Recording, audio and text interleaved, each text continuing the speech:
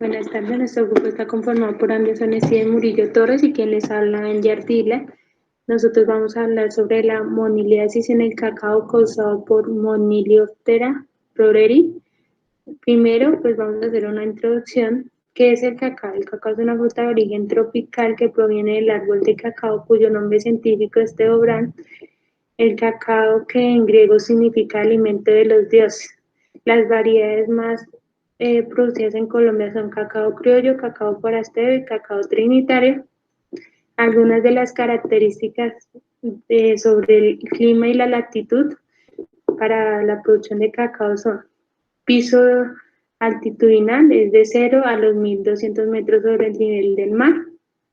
La temperatura entre los 22 y los 30 en promedio. La humedad relativa entre el 77 y el 85%, el pH entre el 5,5 y el 6,6, la precipitación entre 2.500 milímetros anuales. También la densidad de siembra para clones es de 3 por 3 metros, para una densidad de siembra de 1.111 plantas por hectárea, y para híbridos de 3 por 4 por una densidad de siembra de 833 plantas por hectárea. La producción a nivel mundial se cultiva principalmente en África Occidental, América del Sur, Asia. Los 8 principales países productores representan el 90% de la producción mundial y son también los mayores exportadores, con excepción de Brasil y Malasia, cuyo consumo interno absorbe la mayor parte de su producción. La producción a nivel nacional. La producción promedio nacional en los últimos 10 años es de 46.000 toneladas. Para el 2017 fue aproximadamente de 61.000 toneladas y se concentró en los departamentos de Santander con 23.000 toneladas. En porcentajes es del 38%, seguida Antioquia con 5,4 mil toneladas, que es el 9%, y Oroca con 5.000 toneladas, que viene siendo el 8%. Esta información de Fede Cacao. Infección y sintomatología de la enfermedad. Monilioptera broreri es un hongo hemibbiotrófico. Forman inicialmente una asociación con células vivas y más tarde con tejidos muertos. El proceso de infección empieza cuando las conidias o esporas reproductivas del hongo llegan a la superficie de la mazorca. Allí, por condiciones de alta humedad o temperatura, germinan y penetran en la mazorca, ocasionando daños internos en las primeras etapas de la enfermedad. Los síntomas externos aparecen después de 40 a 80 días de la infección, con pequeñas manchas oscuras en la superficie de la mazorca. Las mazorcas infestadas son asintomáticas, sin lesiones visibles en las primeras etapas de la infección. Pues posteriormente a la formación de estas manchas oscuras se forman un característico polvo blanco en la superficie de la mazorca, infestada por la presencia de millones de conidias. Se dice que 44 millones por centímetro cuadrado. Este polvo le permite al hongo ser dispersado con facilidad por medio del agua, el viento y los trabajadores. La incidencia de la enfermedad varía según la variedad, edad del fruto, la precipitación. En general, la mayoría de incidencia de la enfermedad es cuando la precipitación es alta. El hongo infesta no solo los tejidos en el crecimiento, sino también especialmente en los frutos jóvenes. De daño económico. Este estudio se realizó en la Universidad de La Salle, en la sede de Utopía, en Yopal, Casanare, Colombia, donde se evaluaron Monilioptera broreri y la pudrición negra. Entonces empezaron a calcular el nivel de incidencia, que es el número de frutos enfermos por árbol, sobre el número total de frutos por árbol. Y estos se multiplicaron por 100. Se tuvo en cuenta un GPS ETREX 30X para las variables de altura, donde se tuvo una altura de 256 metros sobre el nivel del mar, con unas coordenadas geográficas de 5 grados 19 norte y 72 grados 17 oeste. Además, para los modelos estadísticos de los frutos afectados, se realizó mediante un software llamado Variogram, que es de un paquete estadístico Science Institute, el cual en la tabla se registraron tres variables. La primera es la variancia péptida C' o el valor en cual la curva del modelo calculado intercepta el eje Y. La segunda variable es el rango A, que es la dependencia de espacio en metros, es aparente. Y tercero es el umbral de correspondencia a la asíntota del modelo C a C', que los votó semiógrafos obtenido permitiendo cuantificar el grado y la escala de variación espacial. Como conclusión, los muchachos obtuvieron que tuvieron un mayor umbral de daño o infección entre las distancias de 21,74 y 40,27 metros, donde fueron evaluadas por semana. Cuanto a los manejos que se deben tener en cuenta a la hora de querer manejar monoanálisis, hay uno llamado NIPO, que es la nutrición integral y poda oportuna. Este se da para que haya una mayor penetración de la luz solar y generar un espacio donde el análisis no se pueda desarrollar, ya que los hongos son susceptibles a la luz solar. Entonces, en el manual se recomendaba realizar la aplicación mencionada de los 2000 gramos por hectárea cada 3 días, bueno, tanto para el suelo como para la planta.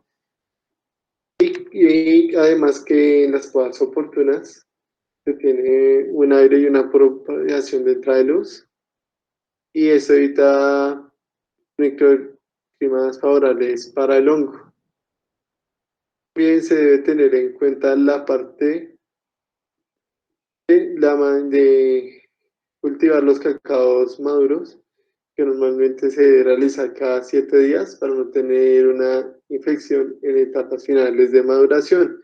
Además, se debe limpiar constantemente los drenajes para evitar el encharcamiento y aún así ya tener esa humedad necesaria para el desarrollo de monoálisis. En cuanto a la parte de agrobiotecnológica, no se tiene algún registro de un cacao transgénico o algo así. Pero hay un dato muy interesante que se dio en México, se llama el cacao de Dios. Este se dio en Chiapas, México, donde se contempla que esta variedad, mediante la participación de indígenas, comunidades, empezó a cruzar cacao que fuera resistente a monoanálisis, que tuvo un porcentaje muy mínimo, porcentaje de infestación de 0,18 a nivel nacional en monoálisis. También se tuvo un porcentaje de frutos sanos del 55%, frutos secos del 44%, y en mancha negra ya fue muy mínimo, del 0,01%. Entonces es una invitación a empezar a generar esa participación entre ellos, algún convenio que se pueda generar, incluyendo un proyecto IoT mediante invernaderos para conservar la especie. Uno puede conectar mediante Arduino, sensores, y tener un ambiente favorable para la especie y se puede desarrollar acá en Colombia. Empezar a generar como esa parte de investigación y hibridación con esta especie de manera natural. Y también de espacio participativo entre comunidades indígenas y campesinos. Posteriormente, se tiene manejo sintético. En el manejo sintético se debe tener cuidado, ya que si es una dispersión aérea se recomienda una distancia de 1500 metros sobre los ríos o fuentes hídricas. Y ya si es de tipo terrestre se recomienda 500 metros de distancia. También tener en cuenta que en la parte de apicultura se tiene una distancia de 1.6 kilómetros entre el apicultor y la aplicación de los agroquímicos, ya que eso es lo que vuelan máximo las abejas, distancia entre su colmena. También se maneja sanitariamente con el hongo Trichoderma falcium, que es un hongo genérico para las plantas. Es un agente biológico, se utiliza en aplicaciones foliares, tratamiento de semillas y suelen encontrar diversas producidas por hongos. Este no afecta muchísimo a apis mellifera. Sin embargo, se recomienda tener cuidado y realizar un estudio previo en el lugar que se vaya a realizar la aplicación, que pueda afectar a alguna especie endémica de insecto en el lugar. Bueno, otro que se utiliza es el fungicida sintético Pompan 80S. Este está regido, o sea, todos los fungicidas están regidos por el protocolo de LC50, que te dice la toxicidad y cuánto máximo se puede aplicar para evitar riesgos futuros a la salud humana y a la biodiversidad.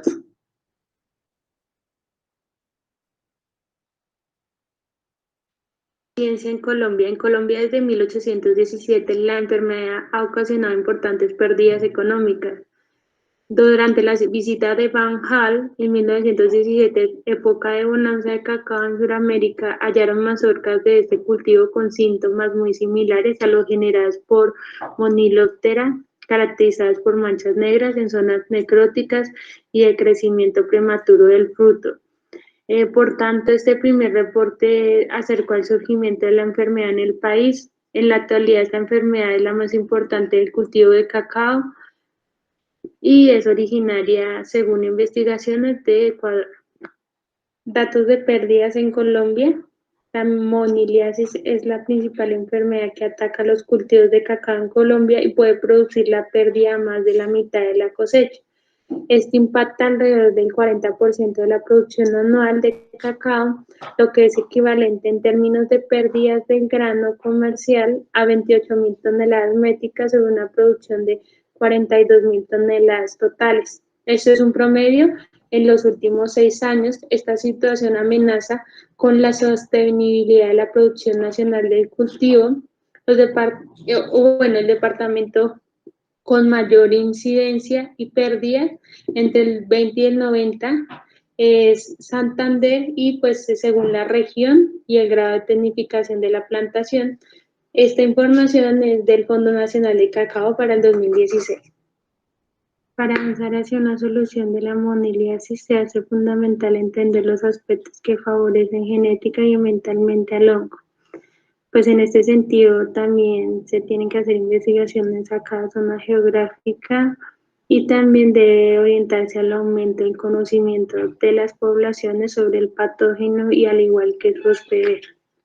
También es importante el manejo cultural, ya que esto ayuda a reducir la incidencia de la enfermedad.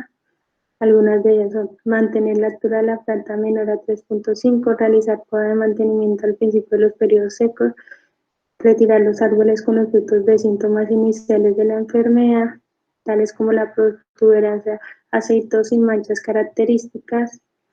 También los frutos con síntomas avanzados de la enfermedad deben permanecer sobre el suelo en sitios donde caigan o preferiblemente cubrirlos con arbences o hojarasca.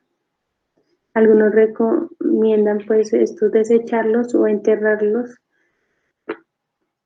Se habla de la biotecnología que brinda herramientas para la identificación de moléculas de biotipos o razas de organismos para analizar la variación genética de la población del hongo y así neutralizarlo.